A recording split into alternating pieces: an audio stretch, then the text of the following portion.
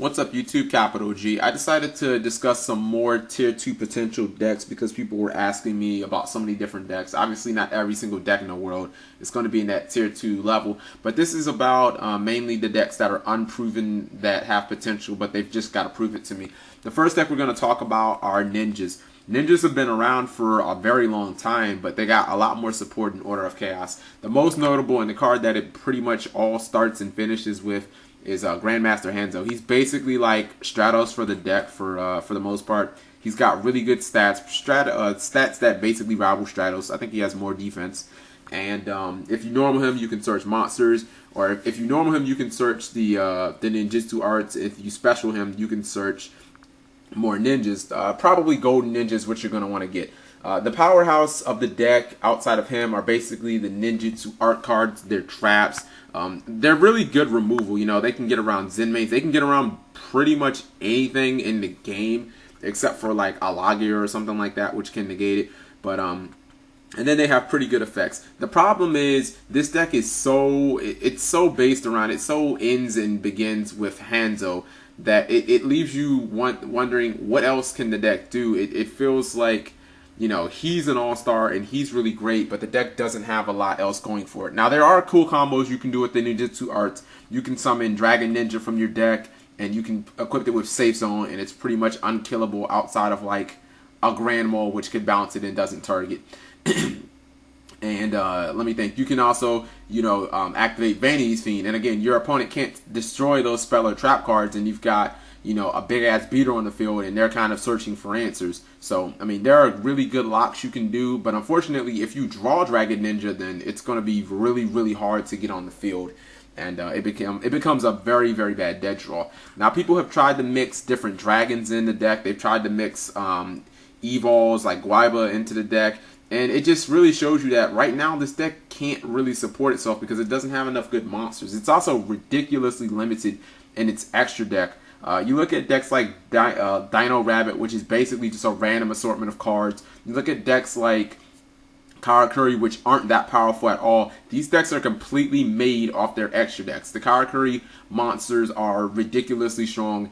They have good stats. One lets you draw. They both let you special summon cards, so they're really aggressive. The Dino Rabbit or the Evol extra deck cards, they all have lockdown ability. You know, this deck really doesn't have that. They have a ninja that lets you attack twice. That doesn't really do anything in current Yu-Gi-Oh! You guys should pretty much know that.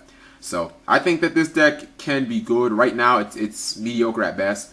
It just needs more. It needs more good monsters to support Hanzo. Hanzo is just dying for other good support pieces. He's like Darren Williams on the Nets. Like, give him other good cards, and you'll see this deck flourish. Also, I think it needs probably a boss monster in the form of like an XC card.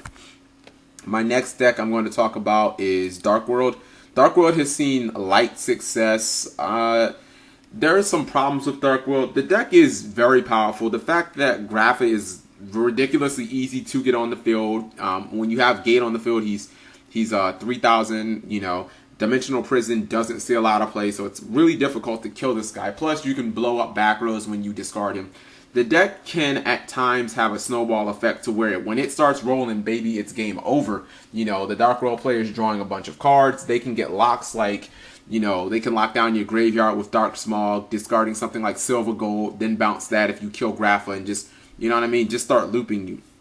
The deck also has really good hand control because they can play things like Mind Crush. They can play things like Drag Down, take the most important cards out of your hand, and then, you know, at the same time get their outlets to their Snow and their Graphas so that they can keep going without really giving you any type of advantage. The problem with the deck is it can be very hit or miss. You can open with monster cluttered hands where you have no discard outlets. The deck is also ridiculously easy to side for. Dimensional Fissure, which basically has become very, very popular because of the new XC era. People don't rely on things going to the graveyard because XC materials, when they're detached, when the XCs die or whatever, they hit the graveyard automatically. Insectors, Dino Rabbit, Windups, they can all main deck or they can all side in Dimensional Fissure very easily without disrupting their plays at all. The same thing can be said about Shadow Mirror.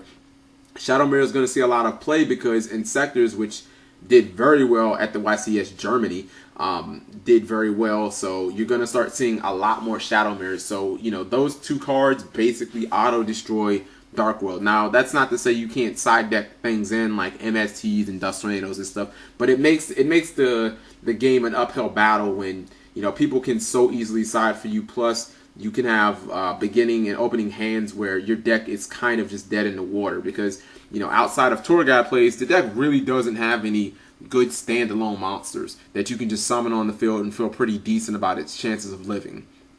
The last deck I want to talk about, and this is a deck that has received moderate hype. I've seen a couple of variants running around. Nothing, I think that people just have to find the right variant for the deck, and then it'll start seeing a lot more success. Chaos Dragons. Basically, Chaos Dragons is kind of like a new version of Disaster Dragon. You're still going to be running the main basic Disaster Dragon cards, Red Eyes, and Future Fusion to dump stuff in the graveyard. But what makes this deck really unique is, you know, because it's light and dark, and because it doesn't try and artificially make itself light and dark by adding effect villagers and stuff like that, this deck can adequately support really good boss monsters outside of the typical Red Eyes. You know, cards like Chaos Sorcerer and BLS that can instantly give the deck, you know, spot on removal that it didn't have before. I also like the fact that, you know, the deck with equips Wyvern, which basically just becomes an instant tutor to get to your Red Eyes from the deck. You know, it allows you to play things like Ryko. It allows you to play things like Card Trooper. Good standalone cards, but that also help get your win condition. That help you get lights and darts to the graveyard so that you can summon Light Pulsar, so that you can summon BLS. You know what I mean? Without disrupting the consistency of your deck. Like, the deck doesn't have to be completely just dragons anymore. It can incorporate these Chaos Engines, these Charger Light Brigades, without risking any type of consistency. It also helps that the deck has a lot of OTK potential. I mean, could you imagine if you summon a BLS and you happen to remove equips, you know, getting a Red Eyes and then summoning Red Eyes and then summoning another big dragon? I mean, this deck has OTK potential out the wazoo. It's also not that affected by hand traps because for the most part, if you have a Red Eyes and you special summon something else, you can pretty much win with just that on the field. You don't have to go Synchro or XC nuts. That's what I like about this deck, is it can win those dirty games with a very simplified game state. A game where you may have one dragon on the field, you remove it, you get Red Eyes, special summon another dragon, and you don't need to special summon anymore. You can just kind of win with that field, which probably is going to be, you know, at minimum maybe 4,000 attack on board. You can just win with that field. You can sit on Fiendish Chains and Warnings, and the ball's in your opponent's court. They now have to put monsters on the field to answer you. So I hope that you guys like this video. Let me know what you think about these three decks. And YCD stands for Yu-Gi-Oh! Community Discussion for some of my new subscribers. Thank you for watching as always, guys. Thank you for supporting my channels. Take 2 seconds and click of some things, and you will make me a very, very happy man.